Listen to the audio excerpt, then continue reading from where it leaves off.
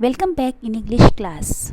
बच्चों, आज की हमारी वर्कशीट 27 फॉर्मल लेटर राइटिंग पर बेस्ड है। So let us start. You read information from the following passage from an online news letter by David Parallel about famous American anthropologist Margaret Mead. आप इस passage में एक online news letter के विषय में पढ़ेंगे जो डेविड पैरेलल ने लिखा है about famous American anthropologist Margaret made के विषय में।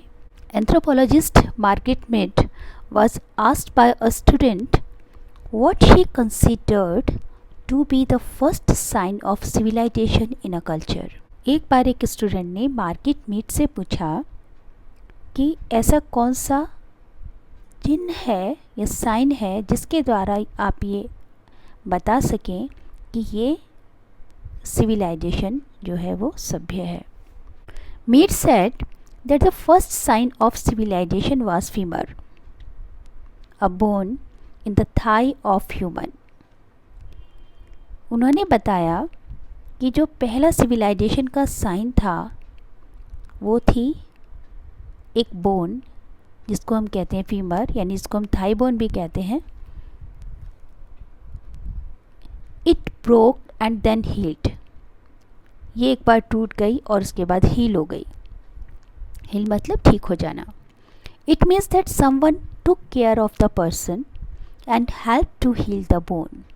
इसका मतलब ये था कि जब उस व्यक्ति की बोन, वो फीमर जो टूटी होगी, तो तब उसकी किसी दूसरे व्यक्ति ने उसका ध्यान रखा होगा, उसकी मदद की होगी और तब जाके वो बोन हील हो गई होगी, सही कंडीशन में वापस आ गई होगी।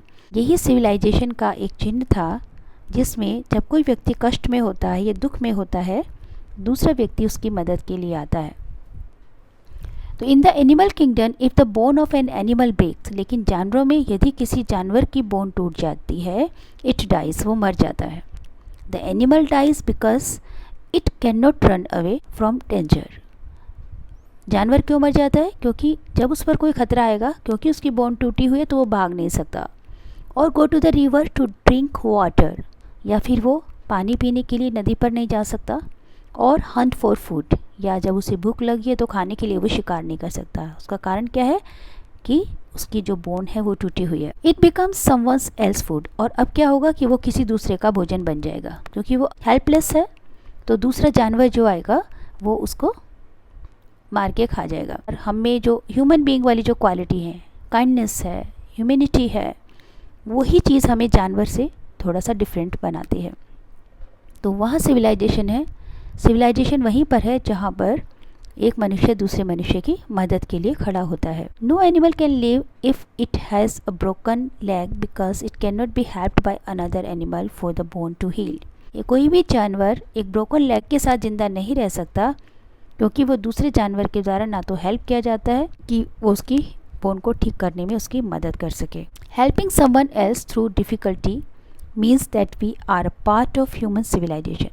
यानी यदि दूसरों की मदद करना किसी डिफ़िकल्टी के टाइम में, तब ये चीज़ बताती है कि हम लोग ह्यूमन सिविलाइजेशन के हिस्से हैं।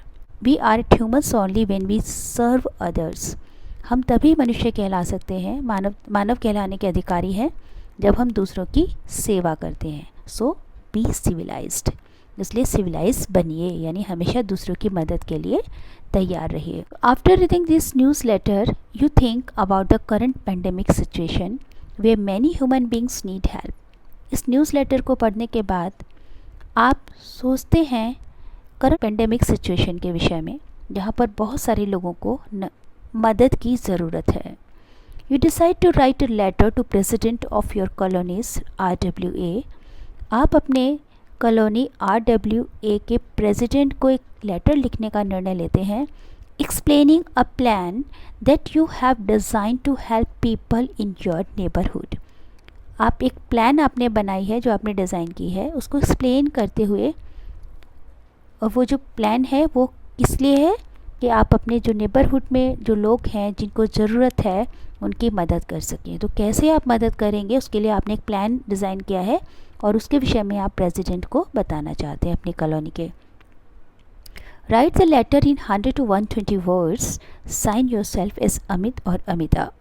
आपको 100 to 120 वर्ड्स में लेटर लिखना है और आपको यहाँ पर अमिता या अमित के नाम से साइन करने हैं। सो हम पहले से ही एक लेटर लिखने का जो एक फॉर्मेट होता है वो हम सीख चुके हैं। तो जब हम लेटर स्टार्ट करेंगे तो सबसे पहले क्या लिखेंगे, self address, then date, then self address मतलब सेंडर्स एड्रेस, इसके बाद डेट, इसके बाद रिसीवर एड्रेस, इसके बाद सब्जेक्ट रखते हैं regarding plan to help people during pandemic situation, then salutation.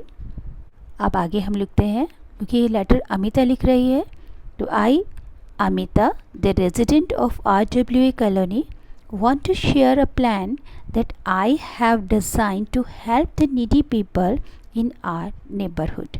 ये मैंने क्वेश्चन से ही लिया है। आप देख सकते हैं कि ये लाइन जो है हमारे पास क्वेश्चन में दी हुई है। Want to explain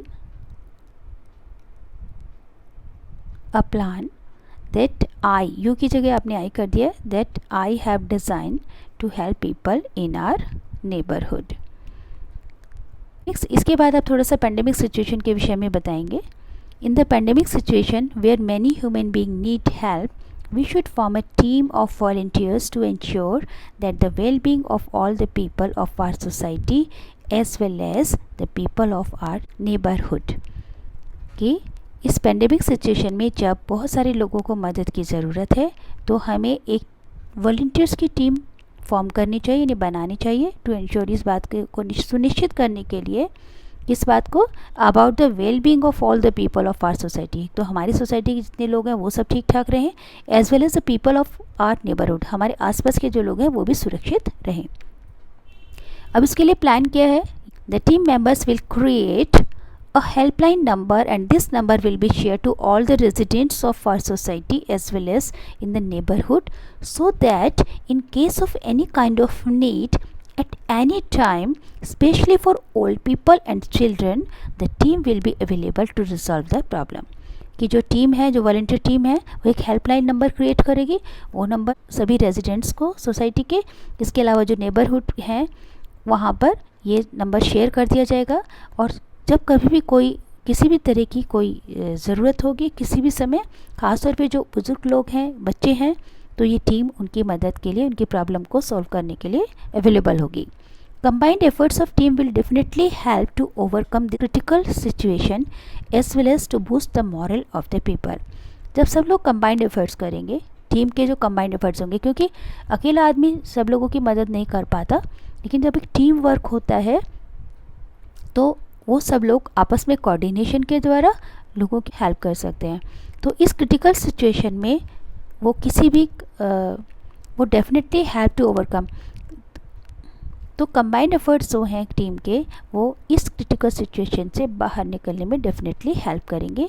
इसके अलावा वो लोगों के मॉरल को भी बूस्ट अप करेंगे। जैसे कई बार जब बहुत ही सपोज़ कोई बुज़ुर्गवार है, उसको मेडिसिन की ज़रूरत है, क्योंकि बुज़ुर्ग है इसलिए इस पेंडेमिक सिचुएशन में बाहर नहीं जा सकते हैं, तो ऐसे में यदि उनके पास कोई हेल्पलाइन नंबर है तो वो उस हेल्पलाइन नंबर पर फ़ोन करेंगे, तो जो टीम, यंग बच्चों की जो टीम है वो उनको तुरंत मेडिसिन अवेलेबल करा देगी घर पे जाके। या फिर उनको किसी तरह की कोई मेडिकल प्रॉब्लम हो रही है, हेल्थ प्रॉब्लम हो रही है, या उनको किसी चीज़ की रिक्वायरमेंट है, कोई वो सामान बाहर से मंगाना चाहते हैं, तो जो यंग बच्चों की जो टीम है वो बच्चे उनको जाकर हेल्प कर सकते हैं, उनको वो सामान अवेलेबल करा सकते हैं।